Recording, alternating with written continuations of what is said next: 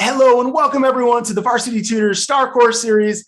When we think about the most exotic marine life out there, you may think you need a boat or a scuba license to be able to go explore them, maybe even a shark cage, but actually some of the greatest marine animals in the world may be hanging out a little bit closer to where you live than you think. That's right, we are going to look at the river otter today. We've got Susan McLaughlin here from the South Carolina Aquarium to take us on a river otter adventure where we can learn about these amazing animals and see them up close and personal. We are live, weather permitting, from the South Carolina Aquarium, where the otters are having a blast in the rain and thunderstorms and all those kind of things, getting ready to see you and show you about their lives. Now, before I turn it over to Susan, I just want to tell you a couple of things you ought to do to be able to take advantage of today's lesson. One, make sure you've got a camera nearby. We're going to give everybody an opportunity to lean into the screen, take a picture with these otters, and if you upload it to Instagram and tag Varsity Tutors in South Carolina Aquarium, you'll be entered to win a spot in one of our after-school clubs this fall, so be ready to check all that out. Also, you'll see to the right of the screen, river otters are kind of social animals. So are we. We're all mammals. It makes sense. And so use the chat box to the right of the screen to answer some of Susan's questions as she's asking you what you know, think, and want to know about these otters, and also to ask any questions you have. And in the last 10 minutes or so of class, I'm going to interview her with your questions to get you as many answers as we can. So with all that said, it's time to turn it over to one of the other stars of the show before we get to the otters themselves, the real stars. Let me introduce you to your teacher for today, Susan McLaughlin from the South Carolina Aquarium. Hi, everyone. I'm so excited to be joining you all. And yes, it is sort of a weather permitting option here. So it is pouring here in Charleston, South Carolina. We're very close to the coast. So we've got those storms coming up and down the coast all the time. The weather's always changing. But the good news is the river otters are native animals to this area, which means they would naturally live in the environment here. So the weather that happens here, totally natural for the otters. So actually, I was worried they were going to be hiding from the thunder or something like that. But when I came over to check on them, they were out and moving around, playing in the rain. And they're actually about to get their little afternoon snack or dinner right now. So we're going to take a really close look at them in their exhibit. And I can't wait to tell you guys a little bit more about them. So let me turn my screen so we can get a really close look, because they are already starting to get some of their food. So you can see we've got two otters up on the land here. Those are our two younger otters. And then when the one of them hops in the water right in front of us, he's our older otter. So I want to tell you guys all about all three of them. We've got three in our care. These river otters are all males, which means they're all boys. And they kind of all have a different reason for why they're here at the aquarium. You can tell they're hungry for their dinner. They're definitely jumping around. Their caretakers are, it's kind of hard to see up here. The top of the mountain forest is what we call it. So they're going to be tossing in food for them. So this guy right in front of us, his name is Ace. And Ace was the first river otter that we got here at the South Carolina Aquarium. And he lives here because he actually was found in the wild without his mom. He's only about 2 months old, definitely not old enough to be on his own. They need to stay with their moms for at least the first year of their life.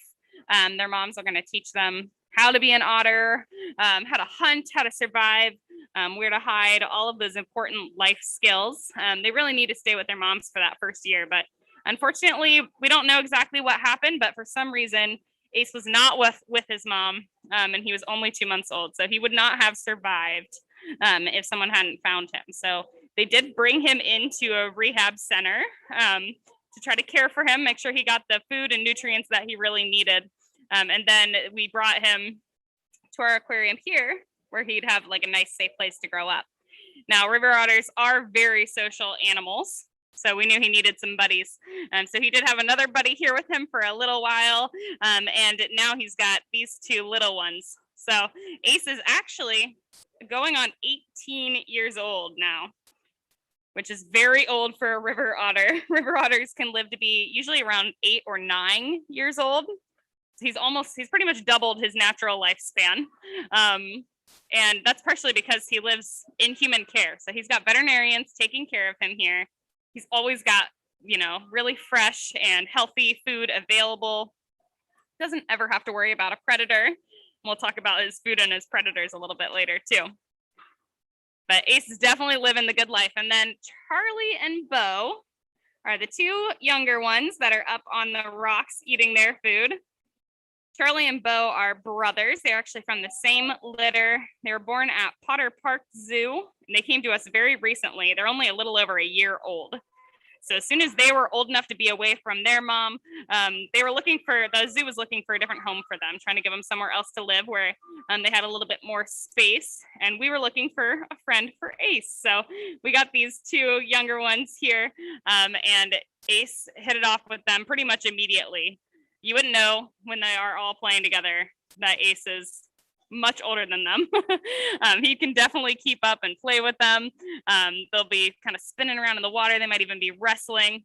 And then I think the cutest part of all is that they all take naps together too. So there's a couple of hollowed out logs in their exhibit where they like to sleep, and they'll all three kind of wedge themselves inside of those logs and snuggle. It's hard to tell even how many otters are in there because it's just a big pile of fur. And sometimes you'll see them stretch and yawn and kind of push on each other, trying to make themselves comfortable, use each other as pillows. It's pretty cute. They get along really well. Now, a group of all males or all boy river otters is really common out in the wild. They form a couple of different types of groups. Sometimes it's a family group where they stay with their moms for a long time, and some other females might join those groups where they're raising the young. And then sometimes the males, so the boys, will all kind of go off on their own and form these all male groups. We call them bachelor groups. So they'll form all male groups. And so that's really normal for the wild. So we're not trying to have any baby otters here. We're not breeding any of these guys because we don't have any females here. But they're really content to just spend their days hunting for their food, napping, and playing in this exhibit. This is probably one of my favorite exhibits in the whole aquarium because it is outdoors, which usually I can enjoy and get all that fresh air and enjoy the natural weather out here. And today it is raining. It's definitely pouring out here, thunderstorming, but we built you guys a whole umbrella to hide under with me. So the river otters, like I said, they don't mind. They're playing in the rain, but we definitely want to make sure that they're always safe. So if the weather was really serious, like a hurricane, which we definitely see here in South Carolina, we would move them indoors and keep them indoors during a hurricane. We actually have a whole ride out team of people that come and stay at the aquarium to take care of the animals during every hurricane, which is pretty amazing. They're very important. It's a very important job. So what they're eating right now is different types of fish. I believe they're getting smelt and capelin. A little bit hard to see them through this window because it's getting kind of steamy from the rain, but you can kind of see them chomping on their fish if you kind of look at the way their heads are moving when they catch a piece. But they are eating lots of different types of fish like they would in the wild, but they're going to eat a really wide variety. So maybe not even just fish. They might eat other things under the water like clams or crawfish or not sure anything else really that they could find, or they might spend time eating things on the land. So river otters, even though they're called river otters and they spend a lot of time in the river, they're also going to spend almost like 2/3 of their life on land, partially because they sleep on land, but they might even hunt there too. So they're going to be looking for maybe small mammals, things like mice or other rodents. They might even eat a little lizard, some type of reptile, or an amphibian like a frog. They might even try to catch a bird to eat. Although I've got to imagine that'd be a little bit tricky, but they definitely can. And if a river otter is scared, they can jump into the water where they feel a little bit more safe. They're going to be kind of fastest underwater. They can go maybe up to like 10 to 15 miles an hour when they're swimming underwater. All right, here's the younger guys looking for any leftover scraps of food that might have gotten dropped into the water here. Now I mentioned that this is modeled to be after the mountain forest. So our area here at the aquarium is called the mountain forest because that's where you would find river otters in the wild. But you could find them kind of all up and down the coast. Here in South Carolina, they actually have a very wide range throughout all of North America and Canada. Some places even refer to these otters as either Canada or Canadian river otters. We call them North American river otters because we definitely have them here too. But you'll find them kind of all over the place. They're very adaptable. And we consider them a an indicator species.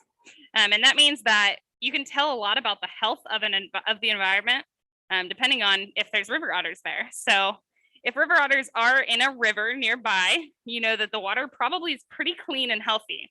Because if there's a lot of pollution or chemicals in the water, the river otters will not be there. Either that will affect them and they might not be able to live there, or they might just leave to find cleaner water. So they're a really good indicator species. They tell us a lot about the environment around them and kind of what needs to be done to help them. Now, sometimes they might swim over, there's a second pool off to the side. They might swim over that direction. It might be a little bit hard to see them in between things, but I'll make sure we get a chance to see them as much as possible. I want to show you guys some parts of this whole exhibit because it's really cool. So I mentioned they've got these cold river waters. You can see them moving the rocks around underwater, pretty fun. And we have waterfall features for them. There's a lot of space on the land that has different logs and branches and different things to give them something exciting and new to play with or explore. Because in the wild, you know, a tree might fall down near the river that they live in, and we want to make sure we give them kind of that same experience. We want to give them different things to explore. And like I mentioned, they love to sleep inside of those hollowed out logs too. So really important to give them access to all kinds of different spaces where they might be able to sleep. You can see them coming out of the log there too.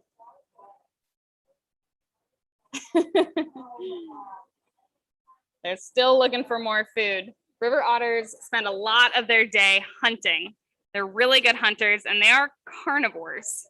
And really, they're going to spend some of their day sleeping too, but they hunt the most during the early hours of the morning and the late hours of the evening, like during dawn and dusk. So if you've ever heard of diurnal animals or nocturnal animals, diurnal means they're awake during the day. Nocturnal means they're awake at night. These animals are kind of neither. River otters are what we call crepuscular. And that's one of my favorite words ever. So you guys should learn that one, crepuscular. A lot of animals are actually crepuscular, and that means that they're awake during dawn and dusk. I think that's really smart because if it's not too bright out yet, that's usually a good time to hide from predators, less predators during that time. And it's also when it hasn't gotten too hot out during the day in the summer. So they kind of hunt during those early hours of the morning or late hours of the night. Now I'm going to try to get a chance when one of the river otters is down in the water here, where we can create a good opportunity to do one of those selfies. So I'll let Brian kind of take the lead since we got two guys in here, tell you guys how to do those selfies. And then if you guys don't catch a picture here, we'll have an opportunity later. I've got some other cool stuff to show you. Hopefully we can get them close again. So this is Charlie over here. Charlie's spinning around under the rock. If you guys want to try to take a picture with Charlie, you know, you can try to take a selfie, turn around, and hopefully I'll keep him on the screen, but they move really fast. So we might have to take pictures with some other things too. They're gonna move a little bit too quick for us possibly. Maybe just keep your phones ready in case we get a really good moment. Now, this mountain forest habitat, we refer to it as a habitat because it has everything that that animal would need to survive. So you might have heard the word habitat before. We call a habitat a home for living things. And it always has four really important components that help an animal or a plant to survive. So it's always going to have air, food, water, and shelter. Those are the things that every living thing needs to survive.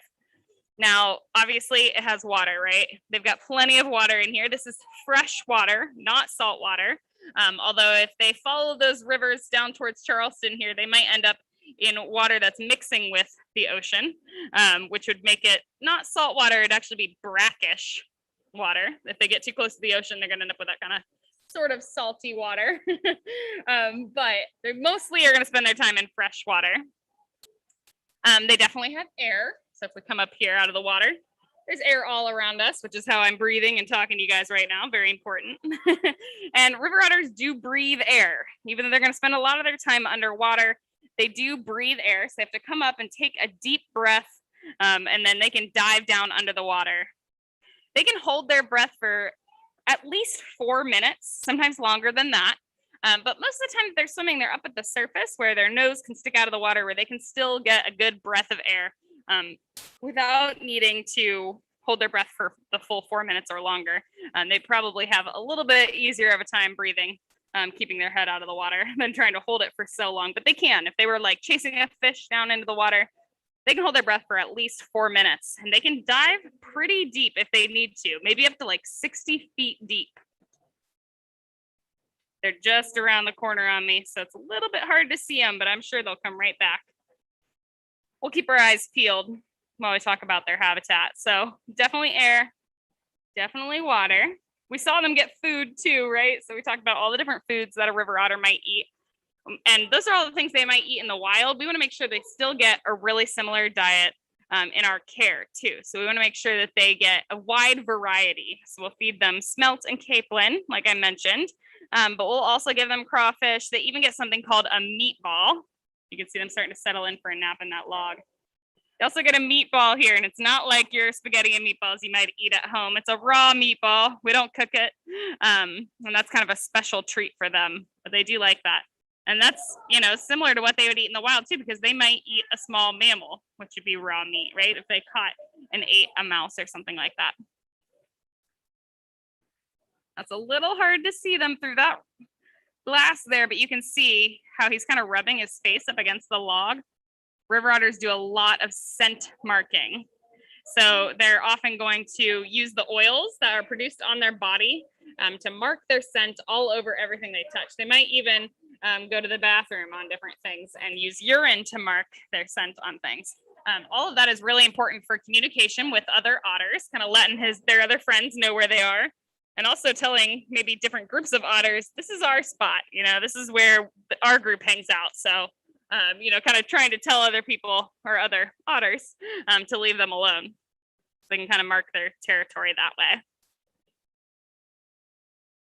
I'm gonna try to move my whole setup over this direction to the other window. See if you guys can get an even better look, because they are mostly hanging out under here now. Okay, perfect. I think we'll be able to see them. They're so playful still, and it is starting to rain harder. You can tell they're not even worried about it.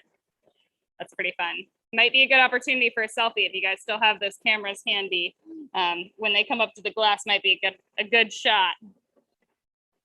Now, the main thing that I want to get a chance to tell you all about is that river otters have incredible adaptations.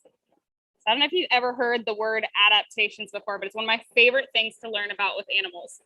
I kind of think of adaptations like animals' superpowers. You know, it's like anything on their body or in their behavior that helps them to survive. So anything that you can think of that an animal is doing, or any tool on their body that helps them to survive, those are their adaptations. And looking at a river otter, I can see 100 adaptations. They have so many. So we'll mainly talk about the ones that are the features on their bodies, those physical features, the parts of their body that make them really well adapted to survive. Starting with, how about the shape of their body? As they're moving through the water here, you can see that they're shaped almost like a torpedo. They're really long and skinny, and that allows them to glide really quickly through the water. You can see them just zooming past us over and over again. They can swim on their backs or on their bellies, and kind of do lots of flips and spins and all kinds of stuff when they're moving through the water too. They are very well equipped to swim. So not just the shape of their body, also that powerful tail. They've got this really long, strong tail. Their tail makes up almost half of their body, about 40% of the length of their body. And it's really strong and muscular, and that allows them to push themselves through the water. You can see him rubbing his face up against the log, doing that scent marking that I was telling you about. And back into the water. So they do have those really long tails that they use to push themselves through the water, almost with like a snake-like motion. They're gonna push themselves that way. They also have webbed toes. When they push up against the glass, you might get a chance to see those webbed toes. And those allow them to swim, but also to kind of push off of different things when they're swimming, and even kind of turn direction if they needed to when they're moving through the water. when you look at their body really closely too, you might notice as they flip over, they've kind of got two different colors. So river otters have dark fur on top of their back, like the top of their body, and then they're much lighter colored on their bellies. A perfect representation. Thanks, Beau.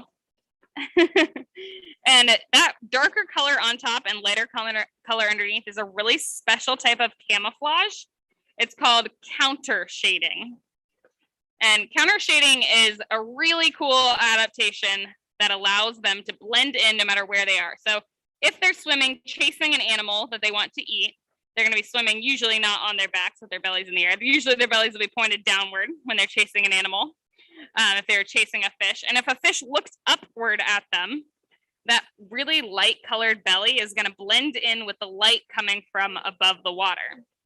So that's kind of how they're blending in that direction. But if there's a predator on land looking into the water, that dark fur is going to blend in with the rocks and the dark river below them. So kind of no matter where they are, they're blending in. And that's really great camouflage. Such a cool adaptation.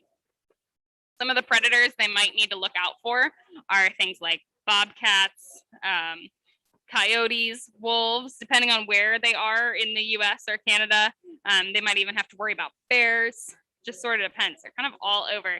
So really any large mammal would be something that they would be a little bit more worried about as a predator of them.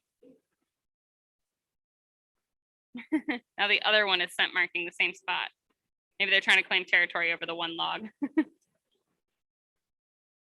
Now, when you're looking at them underwater, there's a couple of things they're doing that we can't see, but that are helping them to survive underwater and hunt underwater really well. There's things they're doing with their eyes, their ears, and their nose. Looks like they popped over to the other pool for a second, but I think they'll come back. Oh, there they are. So with their eyes, river otters actually have built-in goggles. So if you've ever gone to the swimming pool or to the ocean, you've worn a pair of goggles. That helps keep your eyes from getting water in them, right? And river otters have their own built-in goggles. It's actually an extra eyelid, the third eyelid. They have a top one and a bottom one like we do. They have a third eyelid that comes across sideways and it's clear. It's called a nictitating membrane. And that nictitating membrane is their built-in goggles that allows them to keep their eyes open even when they're underwater. They've got really great eyesight on land and in the water. And then what they're doing with their nose and with their ears is really crazy. You guys ever do like a big cannonball into a pool and you have to plug your nose with your hand so that you don't get a bunch of water up your nose? River otters can kind of do the same thing, but they don't have to use their cute little paws to hold their nose. They can actually just close their nose up. They can just close it, like with the muscles in their nose. And they can even close their ears. They're gonna just kind of close it all up and make sure no water is getting inside of it when they're swimming around really quickly. If you've ever gotten water stuck in your nose or water in your ears when you've been swimming, probably know it's a little bit uncomfortable. And being in the water so much of their lives, they definitely want to avoid that. I'm going to scoot my whole setup back over this way for a second here to show you guys something else. We talked a little bit about their fur. I want to show you guys a real piece of river otter fur. Oh, let's see if they swim over this way. There's one of them moving pretty quickly. So river otters have, well, this fur is pretty wet. You guys will get a chance to see it pretty well. So they have two layers to their fur. So the top layer of fur is that dark brown color, like I mentioned, and it's kind of waterproof. And they have these oil glands on their body that keep that fur nice and slick, and it creates this waterproof barrier like a raincoat. Now, this is a piece of fur from a museum, so it doesn't have that same oil gland happening on it, so it's not quite as waterproof when it's sitting here in the rain. But you can also see there's a second layer of fur underneath. All that white fur is kind of like the inside of your winter coat that might keep you really warm. It's fluffy and soft. It's going to keep you nice and dry and warm. And that's what it does for the river otters too. So they've got two layers of fur, and it's incredibly thick fur. They have more hairs on 1 square inch of their body, which is like this big. You do this with your hand. They have more fur in that much space than we have on our entire heads. There's a lot of hairs. And then what makes them really, really great hunters, I think probably one of their best skills, is their teeth. River otters have amazing sharp teeth. They are carnivores, so that means they eat meat, and they're going to eat all kinds of different things that might require them to bite down with their sharp teeth. If I hold this up to the window, they might actually come over and look at it. They're very curious animals. But they've got those really sharp teeth to be able to bite down on their food and kind of tear it apart. And they don't have any chewing molars in the back. If you guys think about human teeth, we've got like sharp teeth in the front and then chewing molars in the back. Those molars are for us to be able to eat vegetables along with our meat. But river otters, all sharp teeth. That means they're only eating meat, only eating other animals. Now, what we can't see on a river otter skull, but we could see on their faces if we looked really closely, would be their whiskers. They've got these nice long whiskers. Let's see if they're over at this window again. They've got these really long whiskers that allow them to feel any movement in the water when they're hunting. So as they're swimming through the water, their whiskers allow them to feel when like a fish changes direction or anything like that. They're going to be able to detect that movement, which makes them really great hunters. All of those adaptations together make them very well equipped to survive. Now, I'm sure you guys have lots of questions, and we're going to get to them in just a couple of minutes here. But right before we do, I want to make sure I tell you guys a couple of questions that I feel like I get a lot about the river otters, which sometimes people are confused about the difference between river otters and sea otters. Now, sea otters and river otters are definitely different animals. They are similar, but they are not the same type of animal. So the big difference is really in their name. If you think about it, river otters live in the rivers, sea otters live in the sea. So they have a very different habitat, which is going to change their adaptations, right? We talked about all those adaptations that make a river otter well-equipped to survive in a river, but we didn't really cover what would help them survive in the ocean because that's not where they live.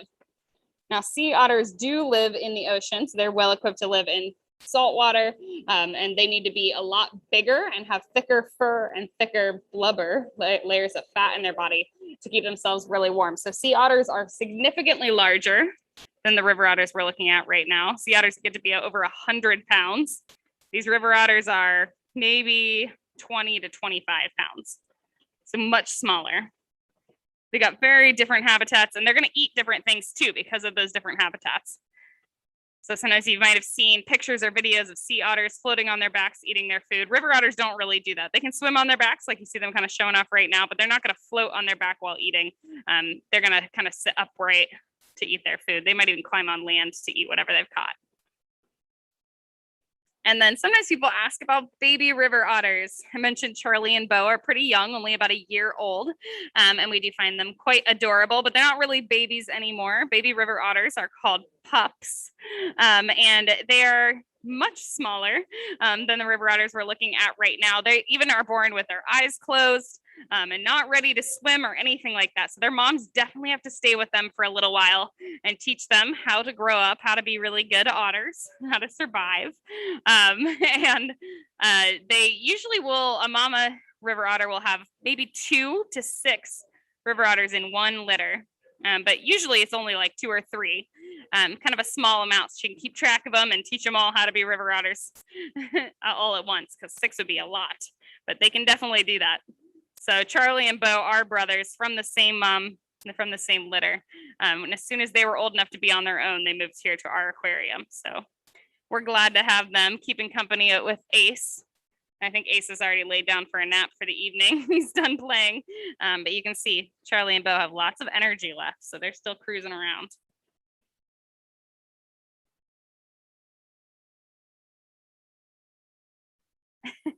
You see the bubbles coming off of his body. Some of that is bubbles coming from his nose that he's breathing out, but most of it is actually air that's underneath his fur that's kind of getting pushed out by that movement. So he's going to trap a lot of air under that top layer of fur too, and that helps keep him warm as well.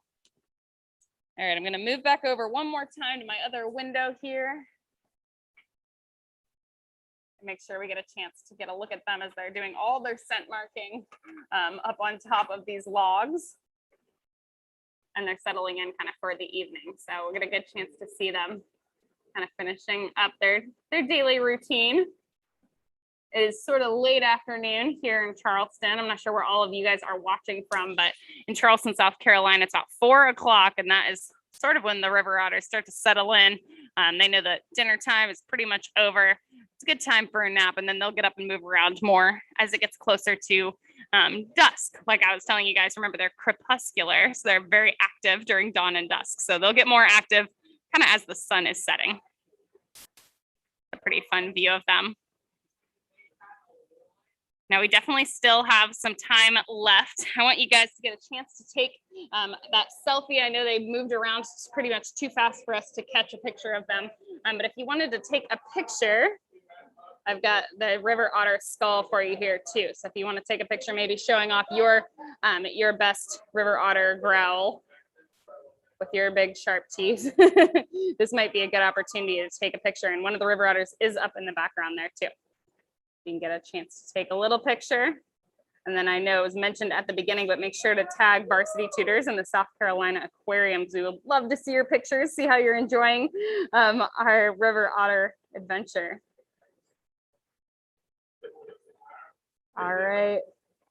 Last chance for that picture. We're going to finish up here because I know you guys probably have tons of questions. So I'm hoping that we can get to all of those here. And my hope is to be able to share a little bit of a video with you guys while I answer your questions. So let me see if I can pull up a video of what the river otters were doing earlier today.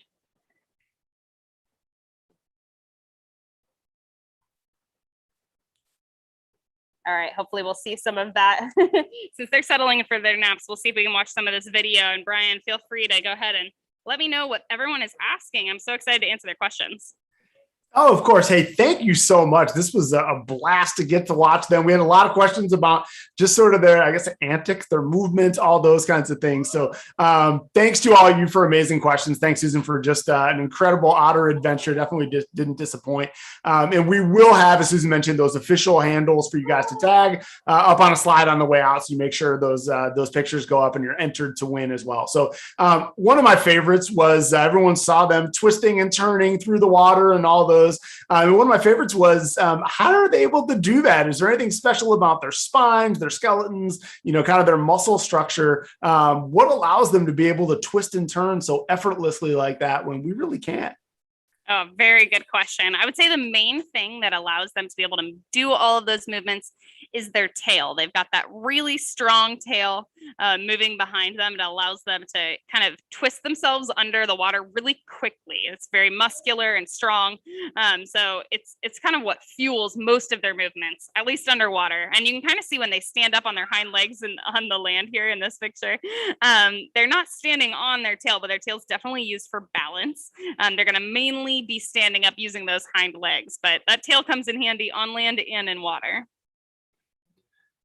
Awesome. Thank you. Yeah, it is really fun to watch them use those tails. So very cool. Any swimmers out there, that's why the butterfly kick is so important. It's kind of, emulating otters, dolphins. The tail is very important. So, hey, speaking of them standing up on hind legs and all those kind of things, can you tell us a little bit about how they spend their time? We know, they breathe air. They spend a lot of time in water. How much time do they spend in the water versus on land? Where do they sleep? Are they always, really close to water? You can tell us about kind of how they spend their time since they're able to do so much on land and in the water. Great question. So they spend a lot of time both on land and in the water. They actually spend about 2/3 of their time, so more than half of their time on the land. And that's because that's where they're going to sleep. They don't ever sleep in the water. They're always going to sleep on land where they can find a nice shelter like this hollowed out log that you're looking at. That's usually their favorite spot here. And it's similar to what they would do in the wild too. So they're going to sleep on land. They'll spend time moving on land too. And then about 1/3 of their life, they're going to be down in the water swimming around. So that's still a lot of time to be swimming around underwater. And they're always going to be near those rivers though. That's their main habitat. It's called a riparian habitat, which is anywhere close to a river. It's that where the land and the water kind of intersect. They'll always be there. So they're not going to go too far away from a river because they always want to make sure they've got that water source, which has all of their food. And it's a great place for them to escape if they are afraid of predators. So They're fast underwater, and most of their predators are land animals. So it's one of their quickest things they're going to do to escape from any land animal is dive into that water and swim away. They'll usually keep any of those bobcats or coyotes or wolves from being able to get them. That's a pretty incredible superpower. So it makes sense. And we've seen it at work. They are really quick when they flap that tail once or twice. So great that they have that ability. A whole ton of questions coming in about, where they live. Particularly, we know they're kind of all over North America, but a lot of people want to know, do they live in their home states? Do they live in California, Colorado, some Missouri? Some, people want to know where they live there, which rivers they live in. So we got to ask it this way.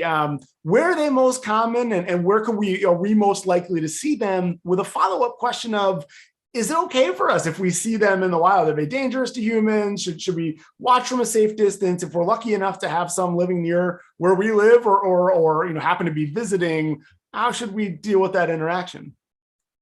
Great questions. So, I mean, it depends on if you live near a river, but really anywhere in the US and Canada, there's a chance that they live in a river near you. And I know that even, I'm originally from Ohio, and even being here in South Carolina, I'm often in an area where a river otter might live, and I have almost never seen them in the wild because they're really good at hiding, and they don't want to be around humans. We're pretty scary to them. So even if you are nearby an otter, you might not even know it because they might hide so quickly from you if you were nearby. But I'm going to switch so you can see. Maybe the river otter's moving around out here again. But if they were around and you did get a chance to see one, that's incredible. I hope everybody can really get an opportunity to see wild animals in the wild. I think it's one of the best things ever, but always with wild animals, you want to give them lots of space. No matter what it is, even if it looks like it's cute and cuddly, we want to give it lots of space, make sure that it's not afraid of humans. And we certainly never want to feed wild animals. I know sometimes people want to because we love animals, we want to make sure they have food, but even something as simple as like feeding bread to a duck at a pond can be really, really bad for that animal. We often have birds, especially, that come into our care because they've been fed by humans, and it can make them really sick and make it hard for their bodies to fully develop. So I know it comes from good intentions, but we should never feed wild animals, and definitely don't approach them. Just look at them from a safe distance. That's why I always keep some binoculars around. That way, if they're far away, you can get a chance to see them, maybe with some binoculars to help you see them a little bit clearer, but definitely want to give them space. And if you were near a river otter, they would probably run away very quickly. So it'd be better give them space if you want to get a chance to see them too, because as soon as they see a human, they're going to dive into that water and swim away. So that's really good advice. And yeah, the water might not be as crystal clear as you see at the aquarium here. So once they get in and take off, you may not see them. So really, really good advice. Hey, another one, we know, obviously we love watching them. We know they're social animals. Can you tell us a little bit about how they talk to each other? Have you heard them talk to each other, how they communicate with each other? Lots of questions just about sort of seeing them as social animals, knowing they thrive on having friends and all those. What does that look and sound like? Can you tell us more about that? Great question. So they do make noises. We don't hear it very often. The most often time that I hear it is when they're wrestling. It's almost like if you ever wrestle with your siblings and you might yell, ow, if they're, hurting you and you want them to stop. It's kind of what they do. They'll kind of make this loud, kind of screechy noise. And it's usually playful, but for most of their communication is actually silent. It's a lot of body language and a lot of scent marking. So like I mentioned, they leave all of these scents all over the place. They're going to be rubbing up against different rocks and branches and things like that, and trying to communicate to each other through smell, which is very interesting to think about because we as humans, we don't spend any time communicating through smell really. But that's how river otters are going to spend almost their entire time communicating. Yeah, that's really fascinating. They're somewhat related, I guess. I mean, they're mammals as well, which kind of leads into the next one, the fact they're so different from us. A lot of questions about what are they most closely related to that we might come in more contact to? Is it, is it things like dogs or, other kind of animals that may live on land? Can you tell us a little bit more about kind of who's in the otter's family tree? Yeah, that's a great question. So they don't have that many close relatives. There are several types of otters. Other things that might be in their family are different types of weasels, or even things that are kind of like in the sort of in the ferret family, which you can kind of see in their movement and in their body shape. And then there's a lot of animals that look like they'd be related, but they really aren't. Like a lot of people ask, are they related to beavers? And they're not. They're really pretty far away from being related to beavers. Beavers are actually kind of in the rodent family, and these guys are not. So they just look similar because they have really similar habitats, and they need a lot of the same adaptations, like a long tail and dark fur. So they do look similar, but they're not related. But they are mammals, so that, that's a big group of animals, including us as humans. We're also mammals. It's kind of part of why we need to protect them so carefully too. So you might have noticed at the beginning, I've got my mask on today. That's to protect all the people around me here at the aquarium. We definitely want everyone wearing their masks, but we also need to protect our mammals that live here too, because if there's a disease that we can have, it's possible for us to spread it to mammals too. It depends on what that is, but it's another way to keep them really safe when we're working with animals too. Because these are still wild animals. I know they're really cute, but they are not domesticated like our cats and dogs. They are wild animals. So it's really important that we do everything we can to help protect them while they're here. And then that kind of leads me into one of the biggest things I want to make sure you guys walk away with today, which is how do we protect them in the wild? And river otters are not endangered. They're not a species that we're extremely concerned about maybe going extinct. So they're not endangered, but they are still really important in their food chain. And usually the things that are affecting them have nothing to do with animals. They're all human caused problems. So the things that affect otters the most are habitat loss. That means humans building, either filling in rivers and creeks to build houses or buildings or roads. That's one of the main things that's going to affect them. If we destroy their habitat, they don't have anywhere to live. And then also pollution. So that could be trash in the water, but it could also be chemicals in the water. And I know probably most of you guys aren't currently taking care of your lawn. Maybe you're starting to help out your parents taking care of a lawn, but we have to think about everything that we put into our yard too. So even fertilizers we put in our garden or on our grass, all of that is going to end up in the water system, and it can flow into the rivers and affect these animals too. So that can definitely be a big problem. And then they also, unfortunately, river otters often get hit by cars. So we're building our roads really close to their habitats, even if we're not completely destroying the habitats. If we're coming in close and river otters are trying to move to the next creek over, unfortunately, they can get hit by a car too. So some of the best things we can do are just try to keep the environment really healthy and clean. So you guys can do that even in your own backyard, even if you don't know if you live near river otters or not. You can pick up any litter that you find, any trash you find. You could even get a whole group of people together and do what's called a litter sweep. It's a great way to get maybe your whole family or your class together, spend time outside, kind of collecting any trash that you might find and disposing of it properly. That's a great way to help out, not just river otters, but all wild animals. And then my favorite way to suggest that you can help out river otters or other wild animals is to learn about them. So you could go to your local library and check out a book on really anything that has to do with science, really any animal. And if you spend time learning about animals, that's one of the best ways we can learn to protect them, because if we don't know what they need, we're not going to know how to help them. So definitely is up to all of us to do our part and try to learn more about these animals to decide, kind of figure out ways that we can help them the best. Thank you for that. And actually, there's a couple other great ways to learn about animals. One, in just a minute, we'll put up those Instagram handles out there. If you get your photos up there, you'll be entered to win a spot in Wildlife Creature Club with Varsity Tutors, where you can learn a lot about animals. But there's also an opportunity, if you're anywhere near Charleston, South Carolina, to go visit South Carolina Aquarium. So Susan, maybe last question for you. I know we've talked to you about sea turtles a couple months ago and now the river otters. What are some other reasons people may want to come visit the aquarium? What can they expect to see when they get there? Tell us a little bit about the experience as we're looking at a great part of it right now. Yeah, we've got tons of amazing animals here. And our aquarium is all animals that are native to South Carolina. But like I mentioned, they might be ones that even if you live here, you might not see in the wild. So it's a great chance to see something that might live nearby that we never get a really close look at. And a lot of that is animals in our ocean. So there's so much wildlife in the ocean right here off the coast of South Carolina, but you might be at the beach all day and never see a lot of these animals. So one of my favorite things, other than our sea turtles and our river otters, that we've gotten a chance to see is animals like our sharks and our stingrays. And we actually have a program, I think, coming up with Varsity Tutors where you guys will get a chance to see them too. So definitely make sure you check us out again there or on our website. Or if you're visiting South Carolina, definitely come check out our aquarium. Come say hello to me and come say hello to Charlie, Ace, and Beau too. They would love to see you.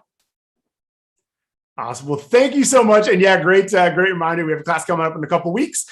So Susan and South Carolina Aquarium will be back here relatively soon.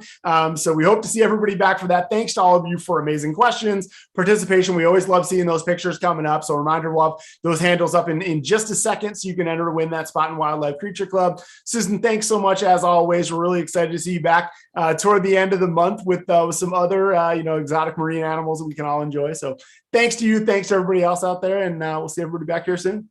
Thank you. Bye.